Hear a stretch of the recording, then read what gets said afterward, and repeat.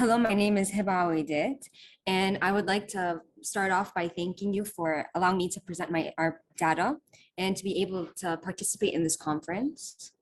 I am currently a second-year master's student in the American University of Beirut and will be presenting the comparative study on the anti-cancerous potential of Moringa oleifera aqueous leaf extracts. Here's a quick overview of what will be discussed throughout the presentation, starting with the definition of herbal medicine, some benefits of the plant of interest, the aim of the study, the methods used in this study, the results, conclusion, and future studies. Now, herbal medicine is defined as the use of natural products, such as herbs and plants, as a medicinal substitute. The WHO has found that 70 to 80% of people use herbal medicine instead of synthetic, and that more than 25% of the synthetic medicines are herbal-based. There is little to no risks associated with consuming herbal medicine, making it a well-desired form of medicine. So herbal medicine has been utilized for thousands of years by many civilizations in China, Africa, India, and the Middle East. And nowadays, it is actually integrated in medical systems and even taught in medical schools in China. It has been reported that countries such as Korea, China, Vietnam, and Japan actually fully cover traditional medicine treatment. And countries in the West, such as Britain, are slowly implementing the same ideas. Now, the benefits of herbal medicine is that it has many advantages from its ease of availability and its general understanding of consumption. It's low cost compared to synthetic drugs. For example, chemotherapy can cost upwards of hundreds of thousands of dollars, while herbal medicine is a small fraction of the cost. And the fact that it is an eco-friendly substitute makes it highly desirable with the current state of the environment. So some disadvantages of herbal medicine includes the risk of someone having an allergic reaction to the herbs. And herbal medicine, unfortunately, lacks doses compared to synthetic drugs. Now, synthetic drugs are chosen according to patient's situation. However, with herbal medicine, it is not possible. And there's also the risk of complications that the herbal medicine might have while taking synthetic drugs. For example, statins are the #1 form of drug for hypercholesteremic patients. However, if taken with grapefruit, which is the usual choice as a herbal medicine for hypercholesteremia, it actually may cause an increase in side effects such as muscle pain. And today we will be discussing the plant Moringa oleifera.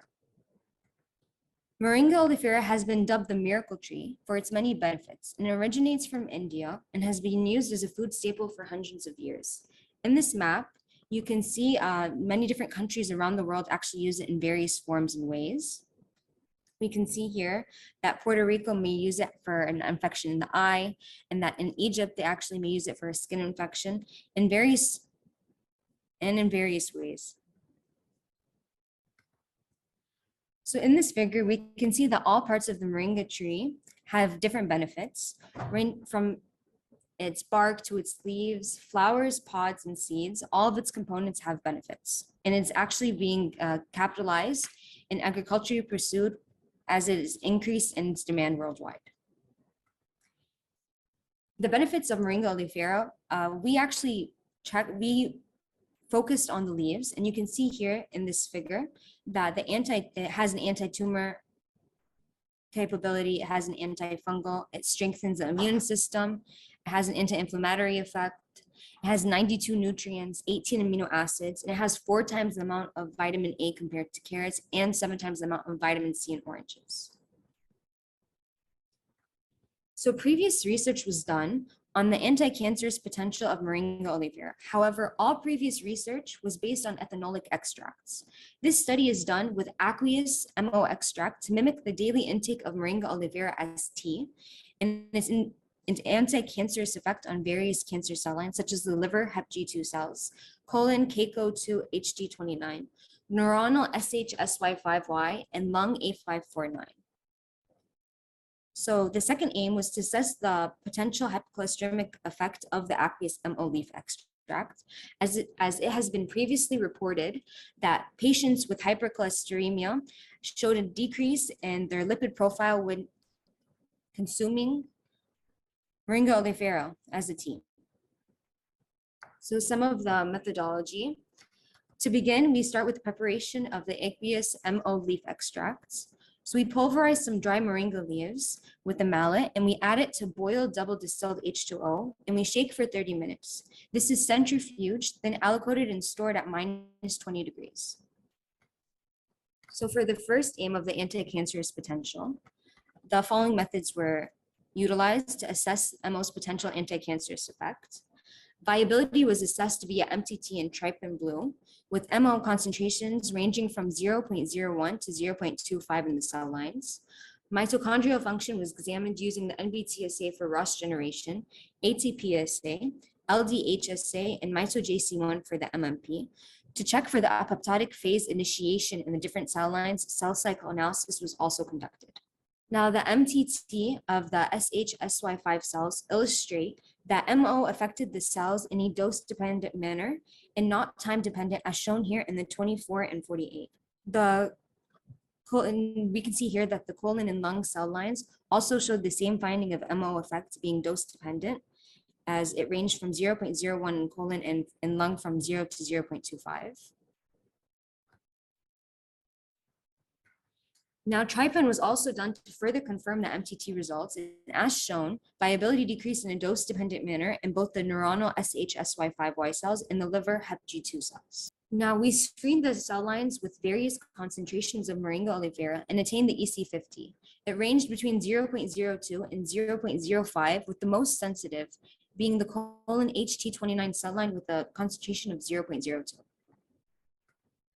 Now, lactate dehydrogenase is an enzyme that is responsible for the conversion of pyruvate to lactate in an anaerobic state. When cells are undergoing oxidative stress, LDH leaks out of the cell. Now, in both colon and lung, we see there is an increase in the LDH release with Moringa treated cells in a time-dependent manner. So what exactly is causing the cellular death, however, in the Moringa treated cells? So the mitochondria has become compromised, as we previously saw with the increase in LDH release. Hence, it's causing a disruption in the electron transport chain and an increase in ROS production. ROS levels increased in the lung and colon cell lines, as shown here in these figures, in a time-dependent manner. And the liver had an increase in the percent of NBT reduced in a dose-dependent in the 72, 48, and 72 hours. The neuronal cells also had a dose-dependent increase of ROS, as seen in the figure here between the 24 and 48. With this increase in ROS, that means there is a loss of membrane integrity, leading to a depolarization of the mitochondrial membrane potential. Now, MitoJC1 was used to check the MMP, and MitoJC1 is based on this red-orange dye that it forms aggregates in the mitochondria that releases an orange-red fluorescence. However, when the mitochondria's membrane is compromised, it releases a green fluorescence, and as the MitoJC1 forms monomers. So as we can see here, the control releases an orange-red fluorescence, while the Moringa treated released a green fluorescence, hinting towards a depolarization of the MMP. NAC, which is an antioxidant, was used to restore the MMP, and we can see that the orange-red dye is reestablished. As the ETC is compromised, the main component produced from the ETC is ATP, and we will see a decrease in ATP production, and we witness this in the liver, lung, and colon cell lines in a time-dependent manner. Now, cell cycle analysis was conducted to see at which stage apoptosis was triggered. Interestingly enough, that MO had actually affected each cell line differently, as in the HT29, we see an increase in the G0, G1 phase, and the Keiko showed a significant increase in the pre-G0 phase, and the A549 actually showed a decrease in the G2M phase, while the G0, G1 phase increased slightly. So the conclusions that we established from the results we saw was that ROS decreased in a dose-dependent manner, LDH release associated with the loss of plasma membrane integrity, ATP decreased with the loss of the electron transport chain, cell cycle analysis showed a change in the stages prompting an apoptotic switch. Hence, an anti-cancerous potential was witnessed with the Moringa oleifera treated cells. Now, the second aim was to check the effect of Moringa oleifera on the mevalonate pathway. First, the viable HepG2 cells were chosen, as the liver is the major organ that plays a role in the storage, distribution, and production of cholesterol. So the viability of HepG2 was shown to be decreased in a dose-dependent manner and was found to be around 0.03%. However, we took the sub-EC50 of 0.015% as to retain its metabolic integrity. Now, the mevalonate pathway consists of a rate-limiting step that is activated by HMG-CoA reductase, and it reduces HMG-CoA to mevalonate and stimulates the production of cholesterol. Statins are the current top contenders as inhibitors of the HMG-CoA reductase activity. However, it has been reported that the daily intake of MO as hot tea has lowered the lipid profile in patients. We assessed the direct effect of Moringa on the activity of the pure HMG-CoA reductase activity, and our results show that although not as significant as statins, Moringa oleifera treatment can decrease the activity of the HMG-CoA reductase at the EC50 of 0.03%. Pravastatin here was taken as a positive control. And as seen in the figure, the Moringa oleifera did cause a decrease in the HMG-CoA reductase. Now, how exactly does statin stop the effect of HMG-CoA reductase? When HMG-CoA reductase is inhibited, it leads to the translation of the messenger RNA to form LDL receptors. And we can see that the LDL receptors are present now on the cell membrane, leading to the uptake of LDL. Now, these following experiments were conducted to test the hypocholesteremic effect of MO. The enzyme's activity when treated with Moringa was done via the HMG-CoA reductase activity assay. PCRs were done to check the transcription of HMG-CoA reductase and LDLR. Western blotting was conducted also for the receptors translation and immunocytochemistry to see the effect of Moringa oleifera on the membrane of the cells. Now, the PCRs illustrated the effect of Moringa oleifera had on the HMG-CoA reductase transcription, and as we can see that there was a decrease in its expression. However, we see an elevation in the transcription of the LDLR in the Moringa treated cells. And we can see here via Western blot that there was an increase in the translation of LDL receptor proteins. And we can see here in the 24 and 48 that the Moringa oleifera treated cells had a thicker band for LDLR production. Hence, we associate it with an increase in LDLR translation. So with the transcription of the LDLR increase and the decrease of the rate determining effect of HMG-CoA, it leads to an increase of translation of LDLR. We would assume that there would be an increase in the presence of the plasma membrane LDLR. So immunocytochemistry was conducted, and we can see from the green fluorescence, the Moringa oleifera treated compared to the control, there was a huge increase in LDLR presence on the plasma. Now, conclusions that was assumed was that MO extracts have a similar effect as statins.